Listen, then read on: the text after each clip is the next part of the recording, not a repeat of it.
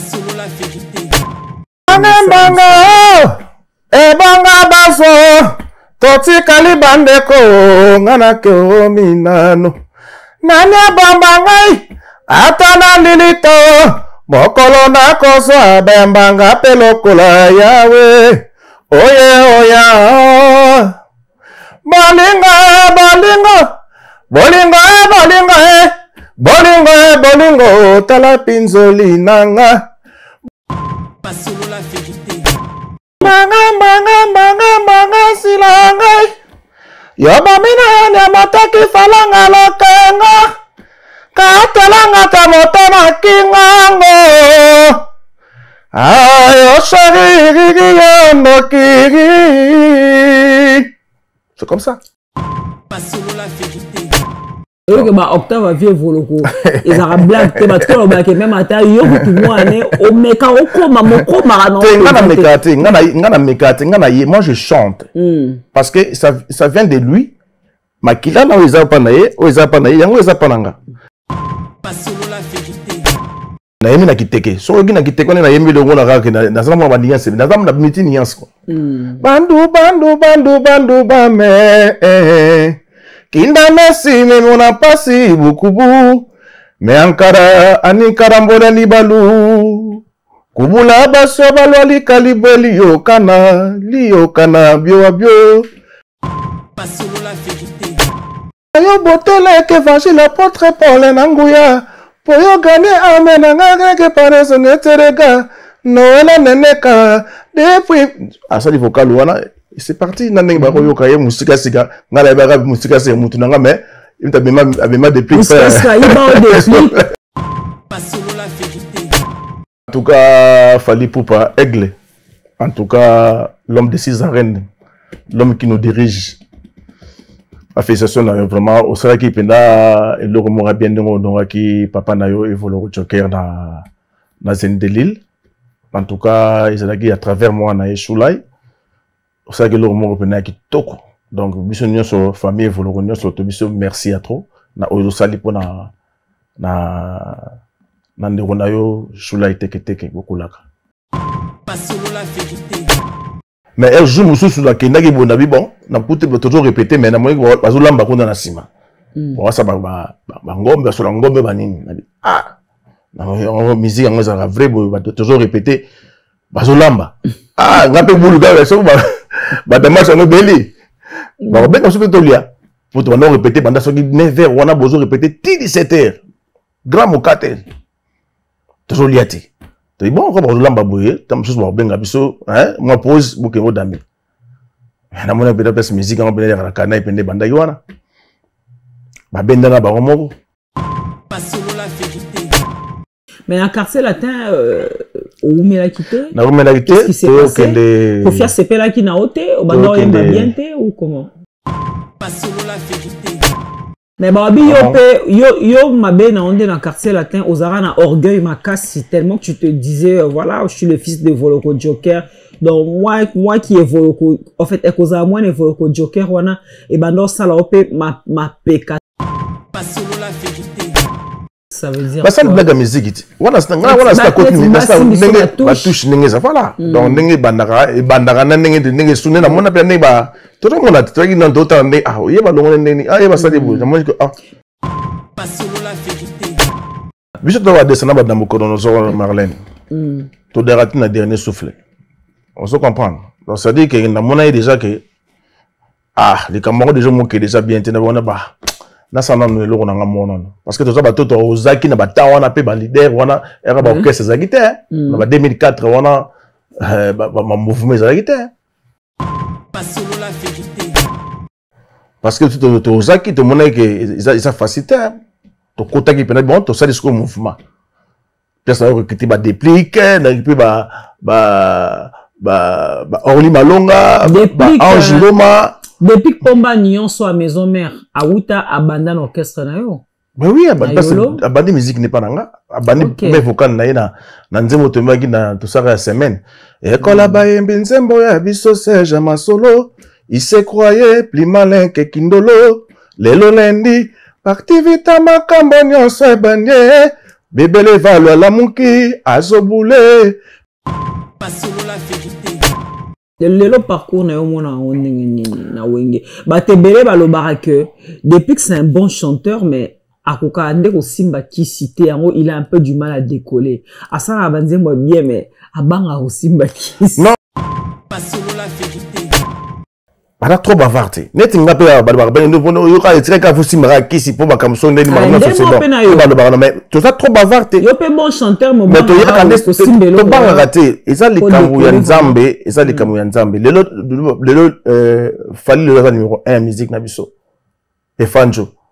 Na bde ki songa ma il fallait ça na. Pas solo la vérité. Ah bien na badano ba papa na bangala la raté. Papa na bangala la raté. Et tambola mokili mobimbao. Mais on a papa sur à Bruxelles. Titongo, ado ronflé. Ah, t'es Zelana. Pas solo la vérité. Yo pe nous volo quoi. Oh là là, c'est qu'on vient à bouta la te ponani. Asala nini, asimba nini, amona nini. Que ça vient à boutou via la ati.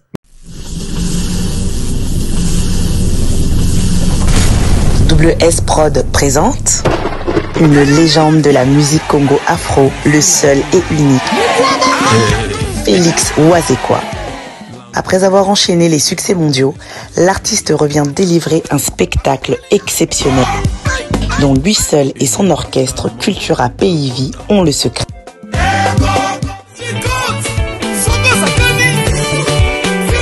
Des classiques comme la danse Fimbu, revenu plus récemment avec son tout nouveau titre Ça c'est quoi ça? L'artiste nous promet un spectacle d'anthologie unissant toutes les générations. La billetterie est déjà ouverte. Rendez-vous le 14 décembre. Je vous invite le 14 décembre à Adidas Arena. On va faire la fête ensemble. Il y aura beaucoup de surprises.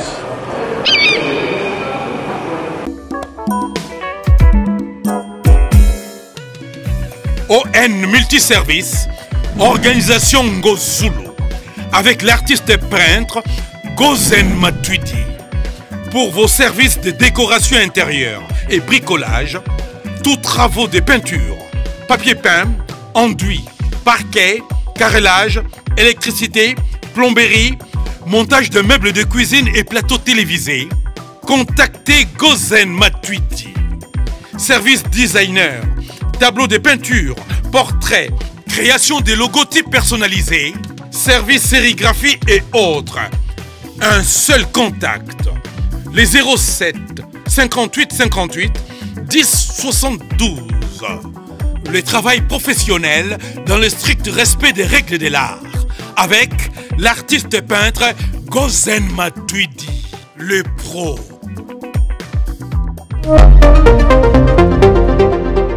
Mesdames et messieurs, merci. Merci pour cette particulière attention que vous ne cessez de nous renouveler à chaque fois que nous nous présentons chez vous pour vous proposer cette émission Au cœur de vérité. Au cœur de vérité, vous savez tous, c'est un magazine socio-culturel qui reçoit pour vous les renommés dans tous les domaines et bien sûr, nous essayons de parler de l'actualité qui est beaucoup plus sur la toile et avec nos invités, nous analysons sur cette actualité et bien sûr, nous recevons aussi tous ceux qui veulent bien venir nous parler de leurs projets, de leurs entreprises, de leurs en tout cas pour faire une visibilité bien sûr de tout ce qu'ils sont en train de faire.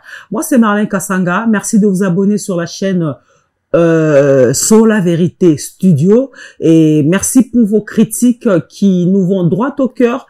Ça nous permet d'améliorer encore ce travail pour vous faire plaisir. Et également, je vous dis merci, vous tous qui nous félicitez, vous nous encouragez, vous nous motivez à aller de l'avant. En tout cas, ça nous va droit au cœur. Aujourd'hui, dans cette émission, c'est une émission spécialement musicale parce que je recevrai pour vous un artiste musicien. Lui, nous l'avions connu au sein du groupe Academia. Vous savez, le groupe Academia, le groupe cher à Sam Chintu, le groupe cher à Che Guevara Mente, le groupe cher à Mboshili Passa, Somono Dolce et consorts. Et également, mon invité d'aujourd'hui, c'est vrai, comme je viens de vous le dire tantôt, il est passé par le groupe Academia, mais aussi il est le fils d'un grand musicien. Il est le fils d'un musicien qui est compté parmi les icônes de notre musique du pays. L'icône, la légende, cette icône de la musique s'appelle Evoloko Joker. Evoloko Joker Lai Lai. Evoloko Joker Lai Lai. Aboti Tonton Lai, Aboti Chou Lai. Aujourd'hui, dans cette émission, je reçois pour vous l'un des fils des Voloko, Joker Lai Lai. Lui aussi, c'est un musicien, il s'appelle Tonton Lai. Voilà, sur ce plateau, je veux l'inviter. Ouais, Tonton Lai, bonjour. On se fait la bise. Voilà. La puissance système à qui, là? 3. 4 système à Belgique. Voilà. Tonton Lai, comment tu vas? Ouais, ça se voit déjà, tu pètes la forme. D'accord, Fanda. Alors, on a vraiment, un plaisir à trop, on coûte un eau, en tout cas, kala. Bambou les belés. Tonton Lai, ça fait combien d'années oza anapoto? Te belé, au kama, mon émission. Oh, Tonton Lai, zalara awa. D'abord, merci Marlène Kassanga. Ça fait vraiment bail, tout ça sur émission à yoté, ça fait 15 ans. 15 bandes de Yakia. Oui, 15 ans. 15 ans, donc, on entre et pas y avait une absolue la Mirador. La Mirador. Si, 15 ans. Donc, ça fait tellement longtemps. Et puis, la CPL, il y a trop, merci. Nanenge, au Kanisinga, on a déjà à Paris, déjà, tout, 4 mois déjà. Nayaki, pour nous ça dans studio, dans un plein studio. Donc, voilà, dans un plein studio, dans le Ayat. Entre on a CPL, il y a trop de bateaux, Tonton Lai, fanatique, en tout cas, plaisir à trop, Bana Yolo, Bana Dallas, Bana Mukino Lemba, Matete, Njili, Kitambo, Matete, Matonge, Kalamu, perso dans un chez moi, qui n'est pas PDG Makola. Vraiment. C'est un betara moi trop. Côté, Jean Binano, Wana, présent Ekamba, présent Alain Boussi, à Fraternité Quinoise. Na Yemoko, Nike Kubo Moufinoukou. Ah, Nike Kubo Moufinoukou, Yolo. C'est un beau déplace, ça. Alors, Tonton là, Ngano Lingato, t'es un peu historique, Naomo Moukier. C'est vrai que tu n'es pas un artiste à présenter, mais moi, rappelle l'histoire et Zalaka bien. Déjà, ce toki déjà live. Donc, déjà, ils ont l'Aksabiso, aux amouana Evoloko live. Bon, d'abord, vieux Evoloko Joker. Ouais, papa, Aza bien. Papa, Aza bien. Donc, il va très bien. Aza bien, vraiment. Donc, Aza bien.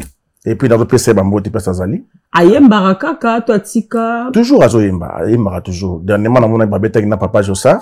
Et puis, nous avons présenté, mes condoléances dans la famille, la femme de clan Zaiko. On a clan Zaiko, quartier latin. Ok. Donc, on a toujours équipé des clans. Clan Zaiko. Clan Langa. Tout le monde a vu l'écran, hein. Quartier latin. Donc, on a présenté ma condoléance dans la famille papa de Vienna Doudou. Adou la Monga. On a vu alors on a vu trop, surtout sur un concert privé, to beta rapé ming na bakini wana. Moto zapé ming na Zaiko, na papa Jossar. Vraiment, ça a été vraiment sympa. Ça a été ya mère quoi, ya maman Chantal quoi. Donc bena mutune ba sola vraiment trop, ba sola bena ma bien donc elle a vraiment affecté, mère pena za mo affecté pena pona di solongo. Pona liwa o etu ko kuta biso pena na pona ngi pena fête ya mona na e. Samedi passé na Bruxelles. On a fait un monde donc on a annoncé nouvelle on a 4 fêtes. On a 4 fêtes. Oh là là. Moi ça banaki donc ça fait mal. Ça fait très mal que son âme repose en paix. Doudou Adoul en tout cas mon cas grand animateur en Mboka na biso atiki biso non tala ko pa kenda. Ouais, non pas kenda donc paix à leurs âmes. Vraiment en tout cas. Alors là la moni loko photo Evoloko, il y a une question qui me vient à l'esprit, celle de savoir tant au bandé pour sa musique, tant au vieux Evoloko a appris ça pour sa musique, réaction n'a eu comme papa, comme artiste était d'abord, comme papa. C'était pas facile. C'était pas facile parce que moi je suis déjà étudiant à l'IEC. C'était pas facile. Déjà moi que moi à l'autant la classe na IEC et puis tout d'un coup comme ça moi comme musicien. Donc c'était pas facile. Et Azagi pena la facilité à digérer les solos en côté. Donc, c'était pas facile. C'était pas facile, mais puis après, Ayaki quoi accepter parce que la mon vidéo moboué ça concert et academia. Et à Bruxelles. Comment ça s'est passé? Mais ça peut scène voilà. Ezalaka que bon, il fallait normalement commuter. Ce que na kumamke na prince de Dallas. On va bien la prince de Dallas. Celui qui a vu le père a vu le fils. Donc ezaki test. Donc, normalement, ceux qui sont dans les choix qui ou dans la zone de Benanchik Malamo. Abanda Salinga ou à test dans le podium. Fallait la comme la octave. Oui, que ma octave a vu voloko. Ils ont blague que ma trop blague même à taille yo tout moi né au meka au koma moko marano. Moi je chante. Parce que ça vient de lui. Makila na oza panaye, yango oza pananga. Moi, je chante, nga mekarati. Donc, na yemba bongo. Na bota ma bongo, nzamba pesa nga likabona, na yemba na force côté. Na force côté. Na force côté, ni zala makila c'est dans le sang. Ne quoi, tant que yemba, ils ont bima timbre et voloko directement. Manga silanga.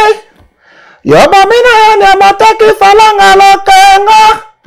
Katalanga kamotana kingango.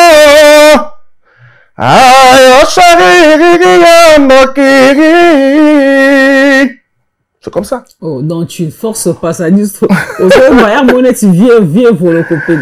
voilà, donc là, Naza Bongo, Naza tonton là il chante comme tonton là, mais Naza ba timbre, voilà. Donc il y a papa. Voilà. Chose qui est tout à fait normale parce que aux ana ADN. On a ba nuance belé. Pour ceux là, ceux qui n'est nzé mon ayemi na bon ya sikaro ya non ça la ayat. So ko bon mo ki ba nzé mo za sikaro na peut-être ba na tour na yemi na kiteke. Na pesi ba koko na nga ba teke tout mbote. Na pesi oncle na nga Sadiko Moulele mbote mingi passe en Suisse na maman tété. Pesi bazali et puis na oncle na nga Roger Moulele. Et na ba maman lek na nga Annie Moulele, Yvette Moulele. Ba petit frère na nga ba famille no Moulele ba oncle na nga Fabrice Moulele, Gigi Moulele. En tout cas na yemi na kiteke. So yemi na kiteke na yemi longo na ka na zama ba niance. Na zama na miti niance ko. Bandu ba me. Kinda Messi me mona pasi bukubu. Me ankara anikara mbona libalu. Kubula baso balwali kalibwe liyo kana bio. Bana bakabumo liyo kana. Basintwa anibasi bangulu. Baka balubamo.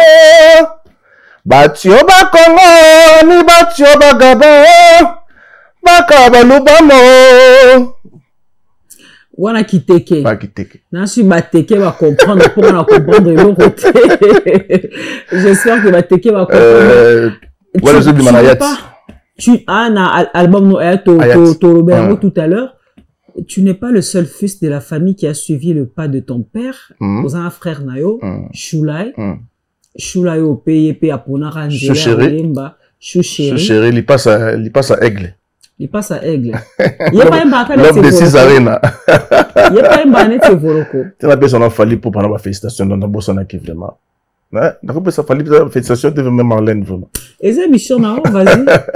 En tout cas, fallait pour pas Aigle. En tout cas, l'homme de 6 arènes, l'homme qui nous dirige. La félicitation vraiment au sein qui penda et le remora bien de qui papa nayo et volo joker na Zendelil. En tout cas, ils ont à travers moi na Shulai. Au sein que le remora penda qui toko. Donc mission sur famille volo sur to merci à trop. Na ozo sali po na ndeko nayo Shulai teke beaucoup là. Voilà, tonton Lai, en fait, bio na Academia. Academia qui est un groupe où tu na quartier latin, ba Sam Chintu, ba Modogo, ba Somo, ba Mboshi, il passe ça, tant ba longue quartier latin, ba que ça groupe dans le quartier latin Academia. Et il fallait qu'il peut recruter ba musiciens. Tu étais parmi les musiciens, parmi les premiers musiciens que ba recruta kana Academia, Bossali album Aliboso, Sanction. Tout ça, des sanctions. Sanctions, on a dans la quantité. Sanctions, on a dans la quantité. On a dans l'académie. On a au côté académie, na Viagra. na Viagra. Est-ce que tant au côté académia oyebaka cause nini oyo ba dissident à quartier latin wana ba longwa ba dissident ba sala groupe na bango académie? En tout cas ezaka pena nayebaka pété pour la temps on a un étudiant et puis académie nga na kenda test té. Académie na kenda test kuna té. Académie na kenda ko tala nde bazo répéter. Dans la otaki chic ISC mazongi na pala yebika yebi parler pe ces ali. Si. Donc ma quelle la musique à répétition. Nazo bazo répéter kuna. Lokola P. Bon bazo répéter chez Maître Toro. Chez Maître Toro. Donc à 2 pas de chez vous quoi. Côté ba Mireille Ngombe Malingo. De ma sœur Mireille Ngombe na PCP Sazali Malingo. Bazo répéter kuna ngala yoki ma quelle la ndule. OK. Na ke de la répétition. Ndé à partir de la répétition en académia na côté na salle wana ba californien. Ba commandant Lebo, ba Easy Force. Oh, commandant Lebo. Commandant Lebo, Easy Force. Ba José Njondo. Na PCP groupe WhatsApp Californie International, ba Mbote Belé, ba Blani Nengemba, ba Souza Nyonga Yolo Futamara na Yolo. Donc, ba Mireille Kanga, na souhaité ba joyeux anniversaire pour Sazali, Mireille Kanga.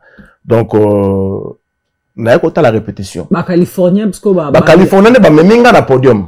Wana déjà, tu avais déjà commencé à chanter, toi c'était la première fois. Na yembara déjà, na yembara na orchestre ba quartier ka onenge za encore bombani na yo, ba orchestre ba na mike, mouvement Dallas, auto ça ntazaki présent nango ezaki Eva Kimbamba, avant na Niemba na Yolo, avenue Niemba, Eva Kimbamba, ba Lebo Kipioka. Donc ba ndoko kanga na bandako yemba yeba. Na ninga ba douche car ne bika de yelo ndenge zala ko ganga na bekol parce que bango pona bango zala ke la occasion bazwa ki benanga ta ba mondinga na côté na kata sala répétition na pena na temi na otana na répétition pona ki na single donc muta sa test ya bongo te ba mise ba ko sa test bazala ki ba Eric Mente ba bazu ba Pichu Concorde bazu Blaise Musika Sika bazu vena so Eric Bamba tiki ya pamba te bazu ba chercher des balles donc ba recruter ba ministère déjà ba so recruter na kino wana bon ça longo déjà à longo déjà académia donc c'était ça donc on a commis wana na monika que groupe ba Californie ba non faut mettre la podium na mettre la podium de ninga na autant la répétition donc c'était que na mettre la podium pour batikanga calme après tant au matin à podium qu'est-ce qui s'en est suivi ça on a combattu na podium bon on m'a dit oh, tu m'en avais. Oh, ni pour ça, là, on a plaisir. Fallait, on a obligé na yemba pour ba kanga ki podium. Ok. La fin na yemba pour na ils ont s'échapper pour na kita. Oui, mais nze boni. Nze mo na yemba ka izaka nze mo nini, nze mo bimisaka bona sanction hein. On joue comme extrait. Nazalina no mona tika ko salanga boye na ziku. Nazalina no mona moke nzembo. Oh, tana yemi yango boya sali ningani. Oh to zuyo. Na bazinga. Na sengle la nzoto. Bazinga. Bazinga sali bazinga pe basaka sous testé. Oui. Pour na ba que masa moko pe to na mombele Janeli. Janeli pa yaka test. Janeli ala sona bwana na Angola to na kenda ko beta pa na Angola pa mama Monique accompagnant na Luanda na pesi Mambote Belé Janeli ayaka pe test mais jour ba sala sous test ba clôturer ba bon te zui na ndenge pe bon et comme commandant les beaux-frères ont photo que des répétitions dans 24 kuna bani na moki masuko chiki osundoli yesemba na tiki mo yese mais na kendaka moko mais un jour mususu na kendaki bonda bi bon na puté toujours répéter mais na mo bazolamba kuna na sima bon ça ba ngombe sur la ngombe banini na musique en ça vrai ba toujours répéter bazolamba ngape bulu ga so ba dama so no beli ba ben so to lia pour to répéter pendant so 9h on a besoin répéter 17h grand mokate toujours liati to bon ko bazolamba boye tam so ba benga biso moi pause buke mo dami na mona peut être musique en benga la kana ipende banda yiwana babenda na bango moko bana babenda cheke varamente cheke vara ya le bango babenda ni penda na donc administrateur académique administrateur mais ba yembi sino banda 9h bozo yemba kaka ti 17h atali bate bango bakina bango dame sona tuni suko maso to na Eric Menta bango za la rabo ote to za la rato za la bango ka mais pour le bapete so le bongo ba otomboka ba rocha ma bouton eza rande bon andu dans na kimi na susu na kimi na académie na zongi na susu ma yese bino bakana ibo nene damage beli de bobenga ba so dame be bino boke dame bino mo na bia so continue ka ba ndu na ngobo himo ete na kinda ngai komanda le bokaka o te photo ke ne ka répétition ba bana besoin na yo o madama bango moko ba benga ba tuté et après te remesana na pe na bakambango ba répétition ti donc académie zaki lokola école moko edaki nga pe mingi pona système vocal nanga quoi donc peut-être les zaki na 4 mais tant na répéter mingi aller yego fungwa na premier concert na betaki na Paris to betaka na Paris na LSC donc tant ba jubiso tant to Paris donc premier concert nanga yaki na LSC donc premier concert professionnel na matala podium na yemba LSC au sali combien d'années na académia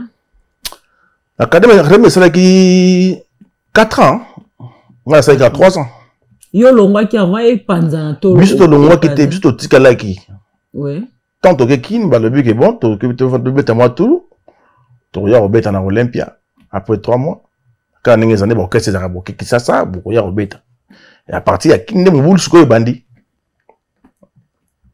Che Varazo kana tena na fondé du pouvoir na somono doce donc pesimo mubulu ba wagon boza na problème tant ba mutezo izo bunda bino ba wagon suko bosa ndeni comme suko mwana bendana puis encore dans kende cultura yebiti on t'a expliqué au théâtre pour une non ozo balangati ozo expliquer bato ba ta l'émission OK musika skake maison mère musika skake maison mère Menta qui BCBG OK quartier latin c'était pour te prévenir qu'on t'appelle BCBG OK oui pour la papa chéri jour en haut avant que toujours on allait sur la papa chéri tu as une répétition tu vas na yato solo la route à guide comptable na ko ta BCBG mais lobi nango et c'est grande mususu avec ta quartier latin mais en quartier latin où me la quitté na où me la quitté pour faire CP là qui na hôte au bando yemba bienté ou comment mais en quartier latin où me la quitté na où me la quitté pour faire CP là qui na hôte au bando yemba bienté ou comment OK c'est na quartier latin d'accord si doit toquer na brigade toquer beta na Burkina Faso on continue quartier latin okuta banane na quartier latin ouais la qui me balé quartier latin ouais bamba bisu bagi na poto oui so to na kin so ki ngai brigade Eric Touti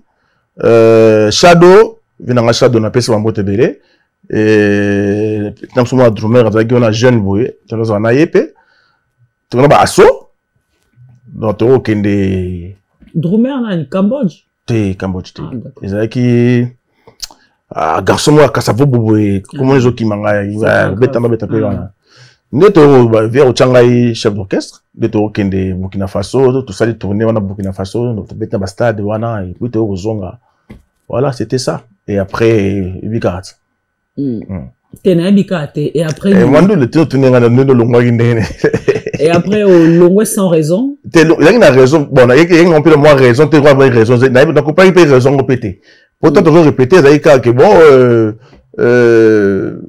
barobenga yo faut y a répétition après et tout bon na luki pena lukana na yeba ezaki cause nini tu répéter pas barli baruti je rompe na mona ba joueur ba sasa pululu bazanga na ba yaka pe ba zaken ba joueur ya équipe sans balende je crois ba ko pour la son répétition je rompe répétition qui pena tellement kitoko et pour jouer on a il me rappelle kitoko donc ba joueur ba do ganga net na film bon na recomprendre tene makambo pe zaki bon na ndenge pe na luka ki pe na yeba pe makambo bika makambo pe musique ndenge ezalaka mais bon ça va na monique ils ont fait ça sauter de la yoga makambo on est bandi ba sale blague ningo banda bon on biso ka to bi bana ba sale blague quand tu dis ba sale blague ça veut dire ba sale blague musique voilà c'est côté mais ça ba touche ndenge ça voilà donc ndenge bandaka na ndenge sunne na mona pe ndenge ba tout le monde a dit dans d'autres ndenge ah yeba longo ndenge ah yeba sale bo moi que ah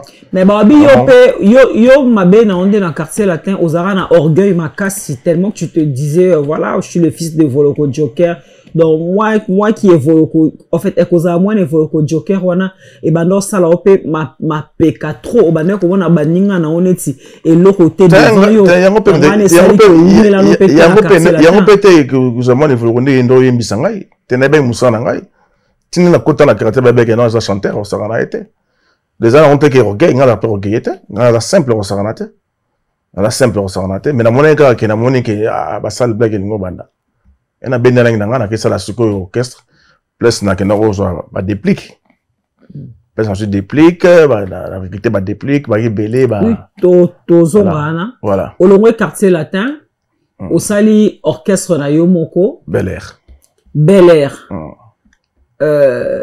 Parce que mon aki que si au coquille faut ça l'orchestre na yo.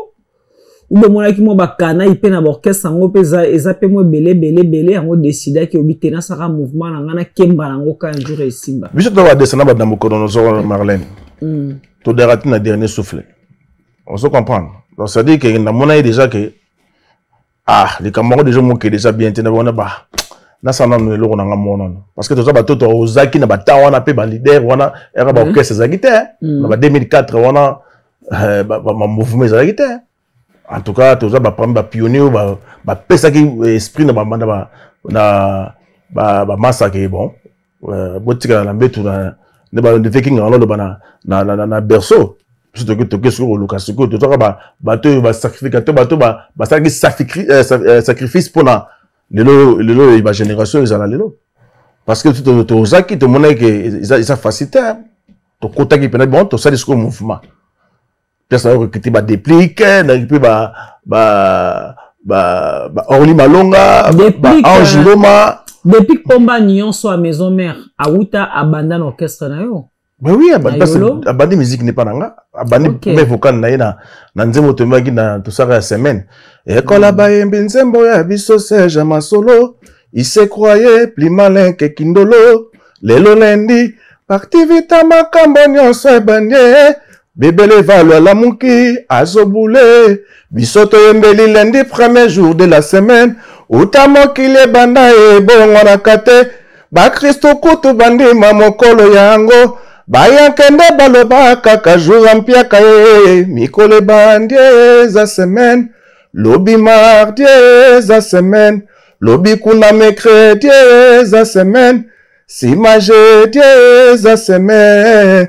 Vendredi, préparation ya week-end. Ba musulman de jour à Juma. Samedi de jour à ba rencontre. Mokolo nzamba pe maka dimanche. Nesuka. Suko depuis que ya yo botele ke évangile apôtre Paul nanguya. Po yo gane amen nga ke pareso neterega. Noël neneka. Depuis. Ça il faut wana. C'est parti. Naneng ba yo kaye musika sika. Ngala ba musika se mutu nanga mais il t'a bien depuis depuis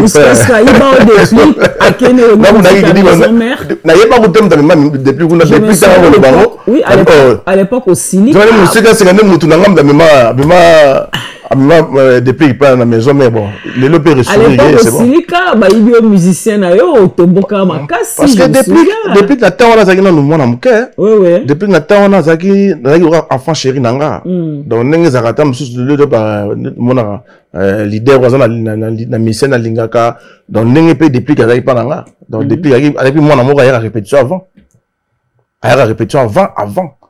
donc so ka yé parfois tu des dommage ati non damage na damena no wa ba mission mususu na c'est le classement meti bon système académique le classement wa tele pla damage damé papa yango moni azara toujours reconnaissant avec que wana père na ye si donc avié penza rapena reconnaissant na rapena bona vandi boy a uti pena bikilia a makoli donc na rapena reconnaissant na déplique parce que il pas reconnaissant na o na sala pona ye le parcours na mona na wenge ba te belé ba lo barake depuis que c'est un bon chanteur mais akoka ndeko simba kisite yango il a un peu du mal à décoller asana banze moi bien mais abanga ko simba kisite non eza pena kisite ezali ke batu mususu il y a des chanteurs baza trop bavarté bana trop bavarté net nga pe ba no yo ka etika ka fusimba kisi po bakamso ndeni ba no c'est bon mais tout ça trop bavarté yo pe bon chanteur mo mais to yaka ko simbelo to banga raté ezali kamu ya nzambe ezali kamu ya nzambe lelo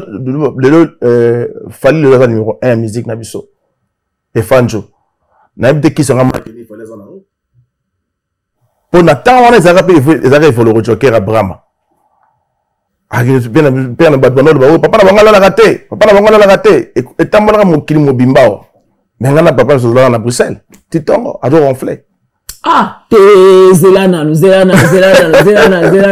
hein Chantal Chantal Ikwa vraiment tout cas il faut aller solo bien maman c'est toi ça nous pose photo ezalaka on a vu et voilà Joker le temps pour nous de saluer Choisis Matata, le maître de leur maître, le professeur de leur professeur, le vénérable maître.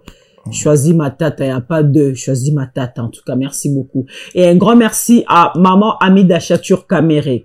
Maman Amida Chatur Kamere, maman Abana, maman Amida Chatur Kamere qui a une grande fondation qui s'appelle la fondation La Colombe. C'est une fondation qui s'occupe des personnes les plus démunies au Congo. C'est vrai que maman Amida Chatur n'en a pas beaucoup pour partager avec tout le monde qui est en train de souffrir au Congo, mais avec le peu qu'elle a, en tout cas, à liaka toujours na bateau, baza le plus nécessité bateau, vraiment baza ko zanga, maman Mida Chatur, azara toujours pembeni na bango pour nous sunga bango na fondation La Colombe. Maman Amida Chatur Kamere, merci beaucoup. Alors, baobi, na poto soro lingolia, ngando, monganza, koba, nyoka, antilope, naebite que sais-je encore, pondu pene ya mai wana ya biso baluba pour côté pondu na koma muluba donc pondu pene ya mai wana biso baluba c'est-à-dire restaurer ça rara moko chez Mama Wiva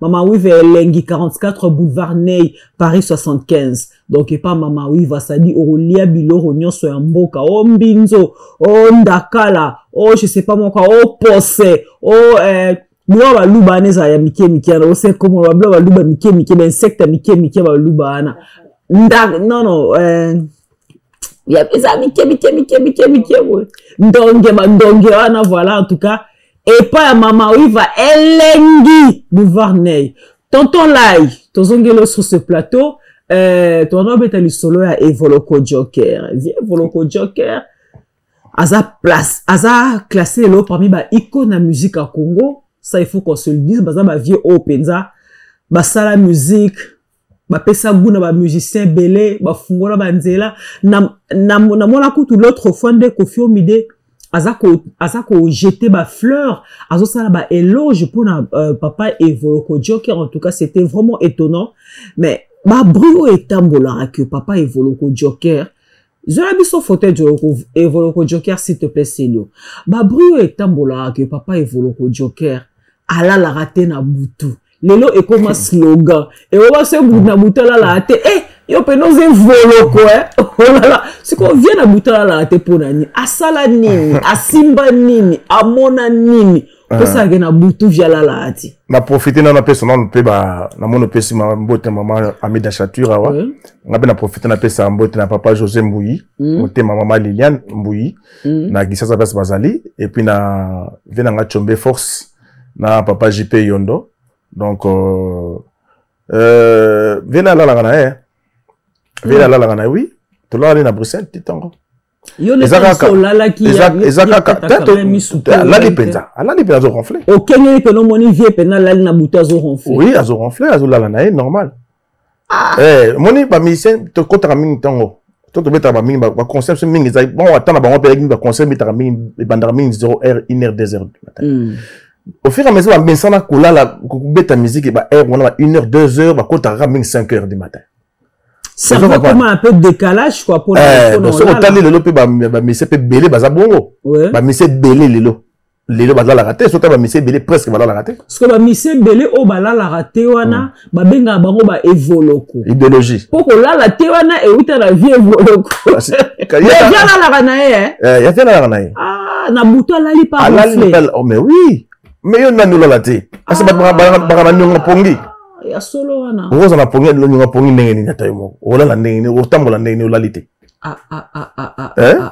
Alala kana ye ala mungi na tongo sadi makamna ye ndenge zala kande bona swazara. Ah ok. Ah d'accord. Merci, c'est bien vraiment au éclaircir biso. Na pendant il y a des plics. Oui. Tozongi wana pona ba mise belé Marlène baza trop bavard. So tak ba mise ba rappeler ba musicien ba leader. Mo ba rappeler mingi na ba télévision te. Mais là, on a l'habitude des problèmes, l'habitude de bateau, bah, on le béla rabiso. Bah, porte-parole. Porte-parole, plutôt ligne, porte-parole, mon côté, bah, on finira, comme le roi Mangobo, chaque jour, mon arro, chaque jour, et tout. Et on monte sur et puis ça, on peut tabayer, et on pour bateau, finga, bateau, bah, ligne, le finga, et on dit, ça va la télévision. Si on ramène le style, on va devoir misser, on va en kimia. Donc, ils arrêtent, monsieur Alobarana était, depuis qu'il n'est pas un bon chanteur, un artiste complet. Et il a séparé ma casse. Les alliés na héritier Watanabe. Parce que bateau on a l'ingénieur bon. D'accord, il y a un héritier Watanabe. Mais na yo kapeneti Robin Mundi bupon dirait net les capen orchestre na yo apparemment. Il y a mon goût à dire ayag no yebisanga na ah. Tozaka na fête ya Gisèle Mozizo na GB. Il y a vous yebisanga bien ah mais vie qui est président, oui que on a rap na test na bi ah. Petit moi mon cœur avec d'autres mi keke yo. Ah bien bon? Mais n'engagez n'habite wana pe botala ka wana ba ministère ba pe to ngi vraiment tant on entend la salle orchestre vraiment ils arrivent pena ba chanteur ba la ki na osara na terre. Comme orchestre na zarani. Bel Air. Oui, Bel Air. Bel Air donc. Ta wana pena na ba chanteur mo ya tembe donc bana njili ba la ki comme na bango pena musu ba déplique donc on sentait ba bandi pena chant. Ils arrivent pena kafu mais il était là dommage que à vous mettre la biso penate mais il s'est rendu compte que non vie dans la capé et tout ah ils ont mandoulé. Ah d'accord. Tonton là est-ce que ouais bah qui c'est la musique ezara tonton bien ah tonton tout en tant que musicien est-ce que tu as déjà été tenté un jour nezala nga obi na te aussi ba kisi mais dès qu'on a un orchestre on mutu mo pas proposer yo aussi ba kisi pour ça la succès pour ça la boyer est-ce que ça va proposer déjà? Ngala on préfère que tout le monde ait un contact mingi na nzambe ke azana kisi. Que na tout ceux qui va proposer yo. Et yaka nango, yaka. Oui, proposer déjà. Oui, pourquoi pas? Na ça musicien. On va mutu mo besoin na répétition, mutu mo tant on vidéo répétition landio prise ni mutu mo ngazalia mutu ma solo pour danser. Mais yo mutu otala siko.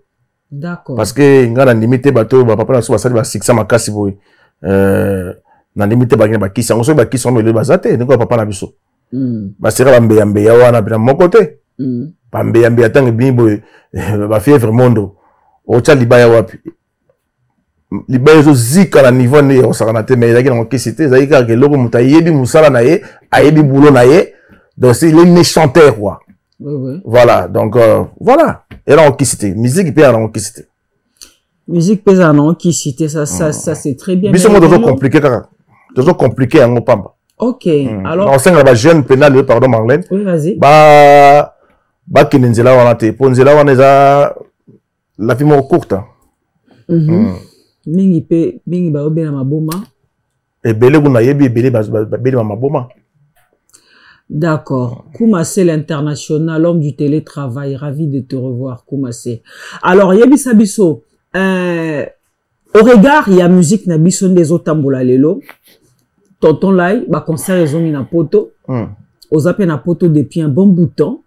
Parce que tu as raison, na bino liboso zala ka tonton là il point nos ok poto ah mais non ko ça ni poto bolinga te to beta botika na fana nga na ki le loba concert ezongi na poto musicien morote azesus na excuse ya roloba parce que ba concert ezongi mwana joie visa poto chalibaya ba concert ebandi pe ko beta déjà na ba concert nyonso ebeti déjà na ba ope ko beta poto moni samedi autour en Félix Oisé ko beta na Adidas Arena le 15 février tous en à Werenson on beta na Paris Grand Arena et j'ai même piano beta le 31 décembre na théâtre de Maribel, si je ne me trompe pas. Fally Ipupa qui a fait plusieurs tournées depuis 2023.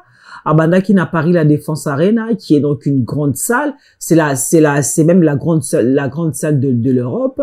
A sali ba tourner na ye. Tisi Kwazo continue ba tourner na ye. Ferregola aussi qui était beaucoup réclamé par ses fanatiques. Ayeli ba fanatique na ye double Adidas Arena, c'était tout feu tout flamme. Azo promettre peu bango ba production mususu. Oh, malheureusement Paris la Défense Arena na ye. D'abord naza question on na tout na yo. En tant qu'artiste musicien, tonton Lai, le losogi ozana concert moko za prévu à Munene. Ma promotion c'est bandi et tout n'engue fait ego la banda qui n'a eu arena et que apparemment comme producteur a annoncé que concert ils a annulé parce que bah raison Mickey yo en tant qu'artiste au vivre en n'engue on a découragé on a démoralisé tout et repousser les sous kende les sous de l'avant. Bon, na question ko pesinga izamo ebele po bandaki bato bandaki liboso bandaki babandi ko musique bandi na bandi na voilà comme moi ebele to bana na question suka OK ça que concert à faire rigoler à Paris la Défense Arena ils a annulé. Dommage naza na secret ya lisolo wanate tena tout ça na secret. Tu as eu la nouvelle que le concert oui comme tout le monde faire rigoler les a été annulé comme tout le monde. Yo en tant qu'artiste musicien et ça là que ndengeni ça fait mal. Ça fait mal, on va engager ma dépense puis après et là au moins ça la mettait de musique de la promotion ça m'a belé ça m'a bongo donc tout le temps on t'a engagé ma dépense ne belé bongo et après ça la mis sauté c'est dommage. Sauf que Zaki yo à la place tu allais te décourager ou bien ça allait encore te motiver à aller plus de l'avant.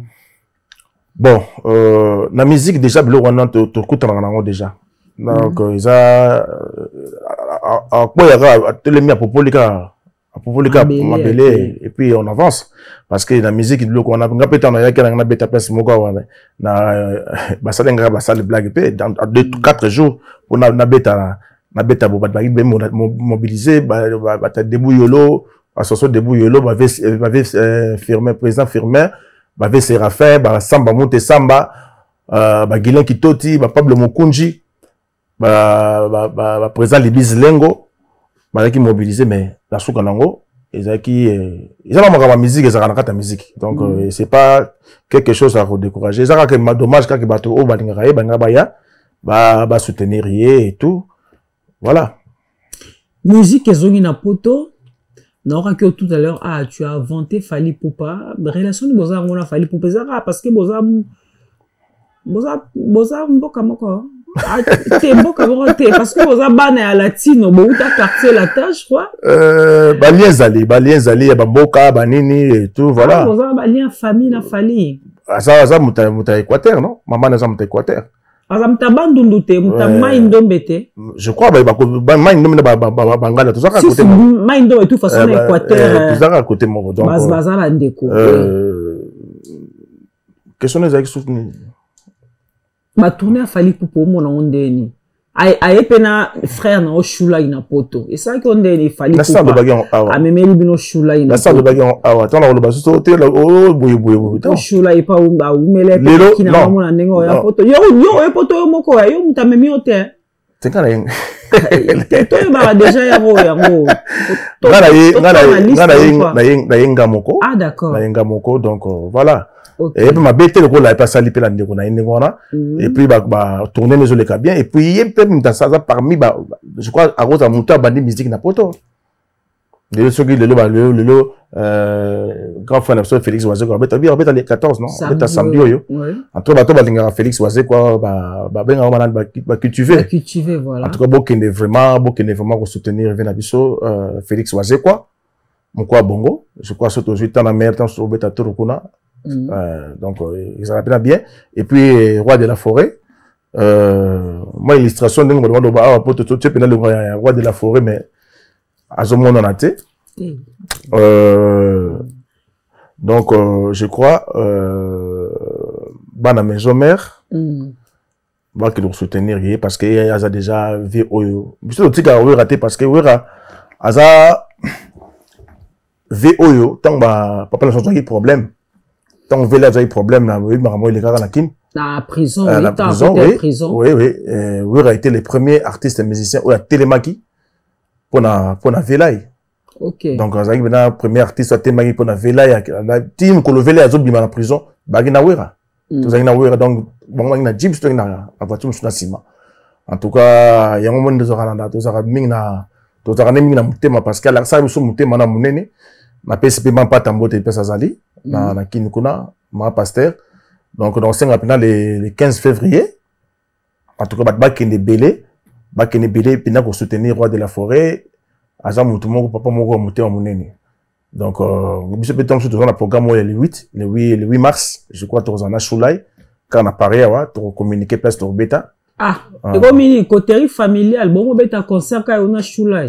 Notre bêta na Zaiko, yo bêta na académie, yo na choulai bon bêta. Déjà Zaiko na académie, c'est comme le quartier latin. Zaiko na bêta concert na choulai. Bon bêta rythme. Na bêta na concert na choulai té. Yo attends première fois bêta concert na choulai. Hein? Bon bêta ni. Ala banze mona sala. Ala banze mona nga mona banze mona ba seyo na ba semaine na ba jano binanu mona makuya. Nazala ba chobo nazala ba niembese banze moza mobile mais ane komi koteri bomi tchana poa bino mbale entre ba frère yona shulai pourquoi pas mon ta beti na ndena il faut betara place moko o beto orchestre moko te ya beta na Zaiko yo beta na quartier la académie le soko tango ifan jo bengi se choix bengi sa kinda na zini beta ki orchestre moko na beta na fali place abel sa ki comme invité kasi am invité a embe ka nzembo si ba yemba ki comme podium moko ngai na beti na fali na yemi na fali orchestre moko osomona na bengi quand même chou il a que aza mutema munene aza garçon moko a félicité yim ta badi masolongo voilà oza na studio ozo sala album ou bel titre na nini Ayat c'est ma vie est incroyable voilà c'est aussi tu peux nous aider avec la photo de tonton là s'il te plaît merci Ayat est un album nini arabe pourquoi ah papa aucun absent na qui arabe ba innovation fait à la ratis on a ba idéologie sacrée mais les canaux international et là c'est Ayat c'est ma vie Ayat c'est ma vie yo mo kombona au fait aux autres qui ont aux na biso il y idéologie ba grand poète roi sacré mais les dans deux fois tu Ayat combien de titres en tout cas toujours sur la kaka pour tout temps la kiteke ouais tout temps la samba mute samba yonde réponse ya mituna nanga ya banda bomona overdose ya ba plaisir nanga ekoke barenga samba na lovayo je namena mona kana ndoto j'avais 3 ans obimelinga en vrai mute samba ministre ba grand travaux ya vida monanga yo resi kabato nyonso ba eshua je nomme ango taille olympique na mwindongo voilà on est nzembo dédié na SMS samba mute samba wana vient na ngai SMS samba mute samba pièce unique ayamba téléphone na pasi samba mute samba abulo atona démarche mon ambassade edeo me benga yo zo ete te babulo de gramita monta na mo ba tâche be ambassade voilà donc ozanu ana poto pour un long moment ou bien nazali marden nazali na donc na kini suna vandi mo mukya bozungu sanga kisa bo makasi bozalo qu'est-ce qu'on a dit ça na vandi na bango pendant des années ouais batika ngabena vanda mo mukete enfin na vanda na mère pour tala c'est vrai qu'on appelle la vie des familles à la poto donc voilà ça compte aussi au fin de la famille mais tu restes pas alibangenge jangi yoko pona beta pena mona vie yoko mbali ya jangi OK leke lola to za na yepe na mouvement donc voilà lola mwana akenda api lola na États-Unis je crois atika musique hein kana yebite soka na yebite mais na bika za artiste atika musique ndeni Sundora Zaiko on dirait bon. Bref, voilà quoi. Donc, Toto là, aux en poto non pour très longtemps. Aux en poto, dans la studio, dans la studio, toujours c'est un grand pote, choisi ma tata, intervenir ma solo. Donc, voilà. Richard Arizo, beau frère. Yebika Ndenge Zalaka. Donc voilà, on est là. Tous en a Paris, non, Marlène. Oh, ça single to album. Tous en a biso, to fan abso na Paris. Moi, ça problème. To fan abso na poto. To fan abiso.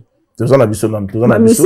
Mais, en fait, Batunes ko baza omituna parce que ma concert est zongi. Le rôle ayo, au fandi na poto awa, au commis résident awa na poto. Tant mais na beta git. Oui, non, que ça ngobeta ki. Na Grini, quand il y a des bouyolo.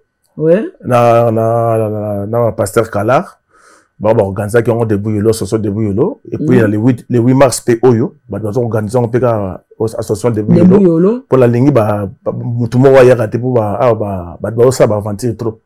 Bon, moi, le monde, droit, parce que tonton là, il faut bête ça, et puis, il faut, il y a la macamoune, il y a bien, puis, il va projet bien, puis, il y a événement, les cas bien. Pour, tout le monde va y avoir, na soka na mo azani na mbongo te donc inutile quoi donc faut pas tout le monde pendant de ba association ba tabilo ka minene ndeye donc je crois tu repères sa date tu repères sa ni torbeta déjà date le 8 mars déjà qui ça le beta osa accompagner na ba musicien to na Choulay ouais to na Choulay na Chou Chéri et puis na Blaise Musika Sika ouais to na le petit solo ouais to na Papa Popolipo to na ah, mais c'est belé awa. Ah, d'accord. Le 8 mars. Le 8 mars. Ma maman, tu viens de ma maman, peut-être jour, cocktail, il y a Zaiko, Quartier Latin, Academia, Tozupe Bilo Ravier, et Voloko Joker, moi, Mouti. T'as la sur répertoire, voilà. Tout ça, Banzi Moussou, ton sujet, tu y a peu de tu bêtes 900 goté. Banzi Moussa est belé. Sauf que un amour, Banzi Moussa. Tout à le répertoire à Velaï. Sauf que Zaiko. Sur le quartier latin, Academia. Donc, tango ya lelo, tango ya makambo, tango ya lelo na lamukina basusi, paninga babala batona na bisengo, ngaisa kozela kayo, bablo wana. Ok. Relation na lelo na ba administrateur Academia, ba ex-administrateur Academia ngwe panzana, etikala mutu moko ya Sam Chintu, etikala nani? En tout cas, na ebité. Mais nabi ke cheke fara azana na Colosi, azobeta musique na ye, mais sort Académie vraiment na ebité. Comme orchestre na yeni. Sam Chintu, Monsieur Samuel. Ah d'accord. Mais Académie idéologie Académie zalaka. So nous dingo to sangana un jour. To sangana idéologie Académie to abeta na Académie to ça on peut le faire. Et surtout que Buno nenge to mona hyper. Voilà. Yo comme to bando zanga do yepena bo équipe au grand complet. Des gens sous mais mutumongo Eric Mente. Eric Mente azana azana Luanda. Ah, Luanda, ok, d'accord. Pour chercher les balles déjà. Chercher les balles, déjà, côté. Chercher les balles, là, c'est une autre place. Chercher les balles, non, nous, tout ça, l'émission. Et l'ombe. Dans un local, chercher les balles, tout ça, l'émission. Ah, d'accord. En tout cas, tonton, là, ben, je sais pas, merci beaucoup. À moins que vous en a dernier message, au PSA. Merci, na, Ningwa Kyota, la son émission. Bon, à retenir, aux en studio, aux salles Ayat. Ayat, oui. Mais, aux on a si côté na kin, aux a pour un bon moment. Oui. Ce moi concert et mon ani au bana au peko beta net le 8 mars aux un concert. Dernièrement tu peux te regarder de beta qui n'a ben n'a invité papa Lek Nanga de Souza mon gongo elengi. Ouais. Tu as gagné tu imagines voilà tu imagines c'était bien passé et c'était tu imagines très bien. Donc bah joyeux Noël car na fanatique na ba congolais personne sur Bozali et puis na Marcelo Luzaya duo.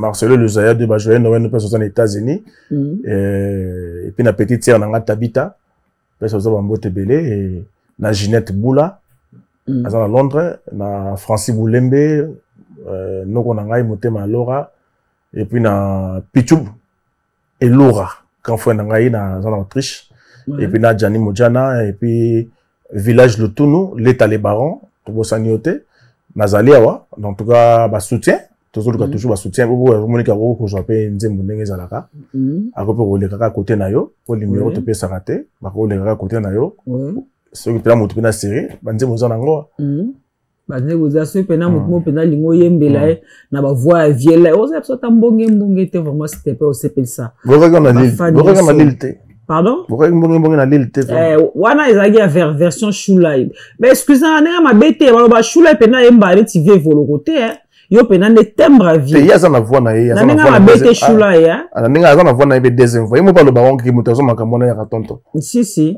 donc biso ko tona to aza na voix penda ya viete aza na voix na deuxième fois quand même yemba bien mutangi moni zendit ninga répondre kite na lobi te kayemba bien ki na Francine ko fondenga a sepela ki jour na lobi te kayemba bien te na lobi nde ye vraiment aza na timbre ya vie evolo côté par contre yo penza asum takangi misozoka vie evolo côté titan aza jeune kasi ye mo pa lo barango te su chéri mo lo barango le passa ça maman c'est Chantal Ikwa to zo moi matambongi banga baso toti kalibandeko ngana ke minano nani bamba ngai atana lilito mokolo na koso abembanga pelokola yawe oya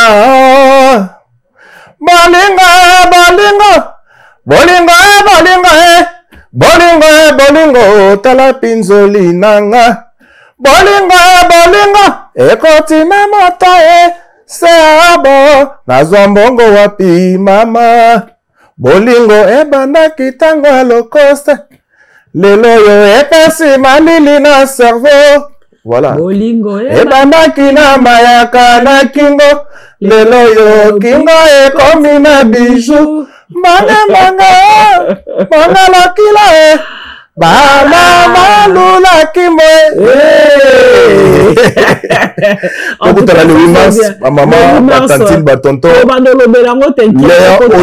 Léon Odimba kozanga te Léon tonton là ozana studio namona on dirait mango a producteur za souté mon ntawo ko ta studio na ndenge na ya te lelo penza un producteur tu te produis dans la problème un producteur pena makasi lelo ba normalement za on souté mais on a soutien ga ya neti ya samba mote samba donc Badou il n'est pas au moulin na président du Bizilengo bon on va se bunda pas makambo pe et qui est bien donc voilà parce que na depuis maman pe comment na pe ya ba réseaux sociaux réseaux sociaux comment ko futa ba nzembo na bino tozana ba YouTube tozana ba Spotify tozana ba bébé ba streaming et tout et puis na ba soutien ya Pichu Nzembo na Luanda donc pesa ali oncle nanga pesa ozali komela nga moto le kapa Marlène en tout cas vraiment donc tala kaka après ce que bambote belé puis na Mireille Kanga pe ma sœur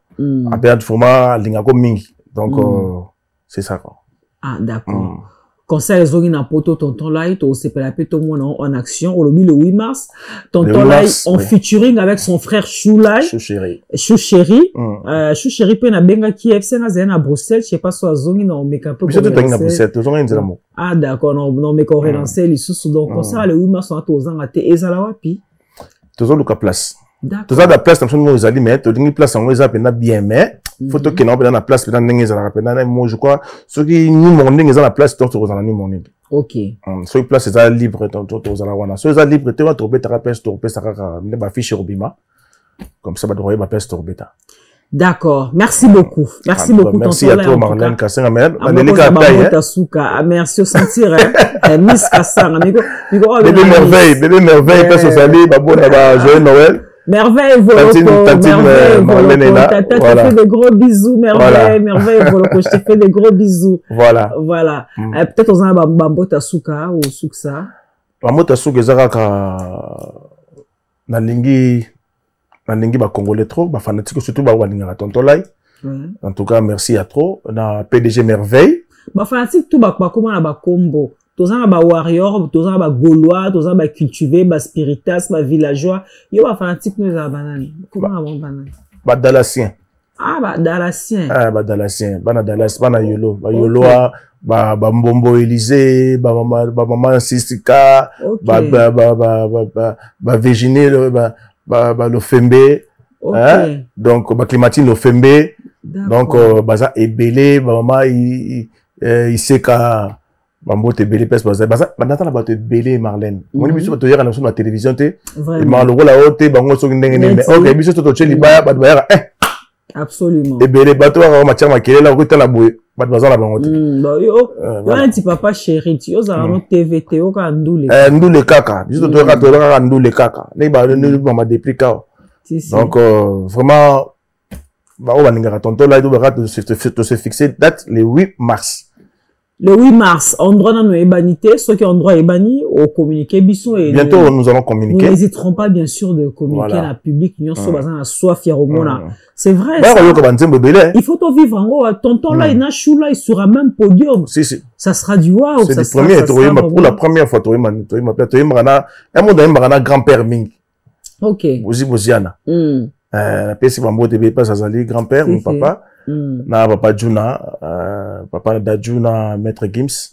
Voilà, va lek nabiso. Et puis na papa Jossard. Mais malgré tout ça, na matanga venait à mon nez à biso bata Zaiko, clan Zaiko. Oui. Papa Doudou. Je crois, matanga roulera bien. D'accord, Matanga Eleka bien. Merci beaucoup, tonton Lé. En tout cas, tu écoutes très très prochainement. La prochaine fois, si vous avez une nouvelle, n'hésite pas. Porte les grandement ouvert, plateau les anaponayo, oyambayo, et puis, et ça, la biso plaisir. Kouma, c'est nécessaire, l'homme du télétravail. Un grand merci à toi. Juno Scolaire, l'international, c'est le Toutouma, Aristote Mbonda. Un grand merci à vous, du côté de la régie. Migénie, ma papa Ngeli, un grand merci pour la réalisation de cette émission. Yolo Concept, un grand merci à toi aussi pour le conseil. Yolo Concept. Penza, donc petit nabiso Penza, donc Yolo Concept, Yangone. Yangone, je crois que on peut dans l'équipe pour la promotion pendant le 8 mars. Absolument. Donc, ça, c'est très bien. Alors, merci beaucoup. On se retrouve prochainement dans un nouveau numéro avec un autre invité. D'ici là, portez-vous bien, mais surtout, prenez soin de vous, car chaque jour est une vie. Au revoir.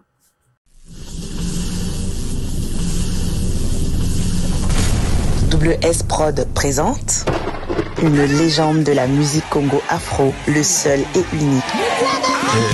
Félix Ouazekwa. Après avoir enchaîné les succès mondiaux, l'artiste revient délivrer un spectacle exceptionnel dont lui seul et son orchestre Cultura PIV ont le secret.